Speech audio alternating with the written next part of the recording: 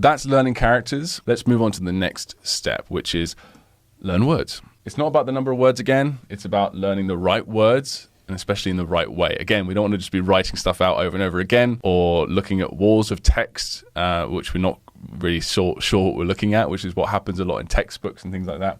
We want to learn properly. 1,000 words is what we're aiming at first to get to conversational fluency. And we want to become literate in these first and start consuming through reading and listening. And then naturally these will activate and they'll become part of our active vocabulary and we will be fluent in that sense. So how to learn words.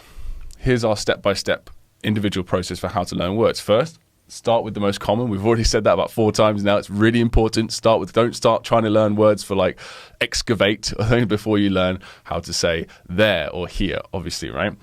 So learn the characters first. And with the way that we teach it, that's what you do. You only learn new words when you've learned all the characters necessary to understand the word. Yeah, which just to clarify, some Chinese characters are words by themselves, but most words are 2 characters. That's the majority. You know, if you have 1, 2, 3, and 4 character words, by far the most are 2 characters. Absolutely. So if you know the characters first of all, you cover all your 1 character words. They're done because you already learned the character.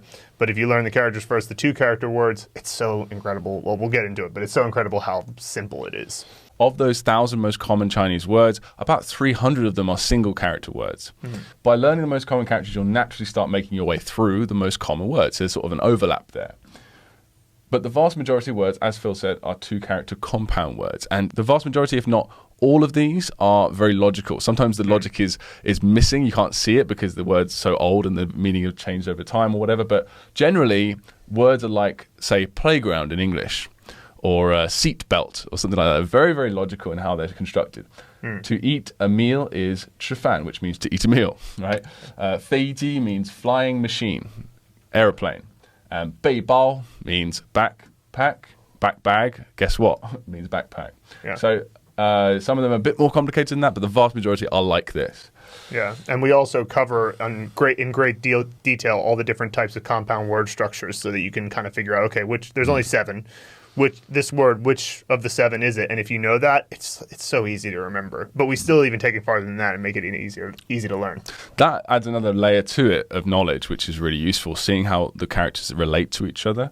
But sometimes you don't even have to know. It's obvious as it is. But sometimes you don't even have to know. Yeah, so this is the key part of this method, right? So using mnemonics, images, and audio to connect and create living links or connections to that word.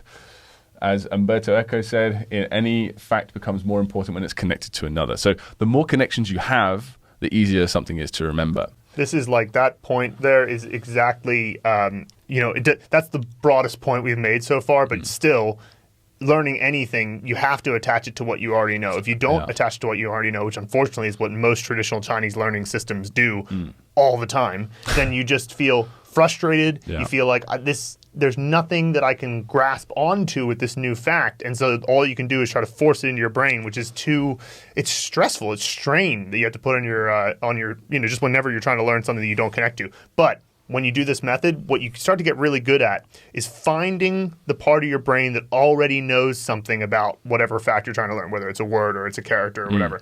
And so that process of sort of Google searching your brain and finding, here's the connection that I already have to it.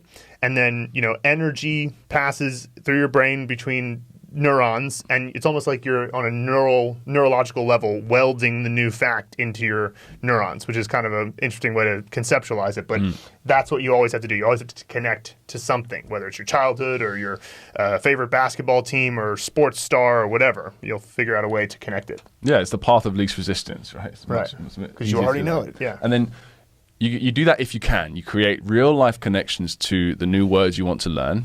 If you can't, that's fine, but try your best. And if you can't find real-life connections, you can make some up. You can use images and audio to support the connections you already have, or just completely start from that. So you have a new word you need to learn. You know the characters, of course. It's a common word.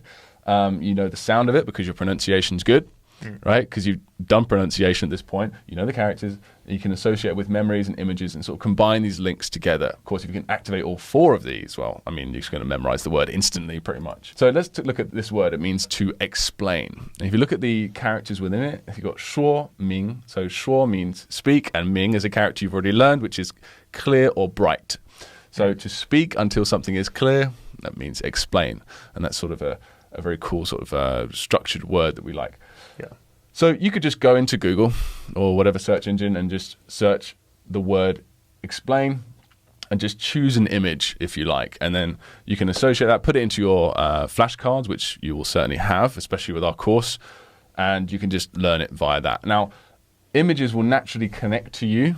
Because it will naturally strengthen that flashcard and therefore that memory of that word, even if you don't associate it with anything personal to you specifically.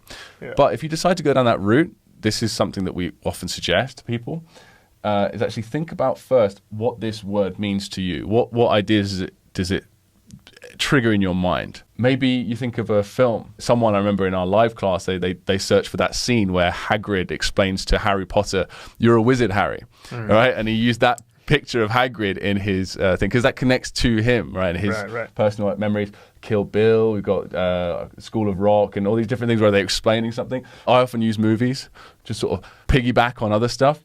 But you can maybe think about your driving instructor. Maybe he or she was really inspirational or something like that. And you actually think of a driving instructor and you think of that personal memory that connects to it. It can even get a little bit abstract, right? So why have we got a picture of Sean Connery on here, right? So let me explain. Shuo Ming, we could connect to the pronunciation, the sound, remember? So it kind of sounds like Sean Connery sound saying swimming, Shuo Ming, swimming. And so I can connect that with a swimming instructor. It's stupid, right? And if someone else had this flashcard, it would be probably completely useless to them.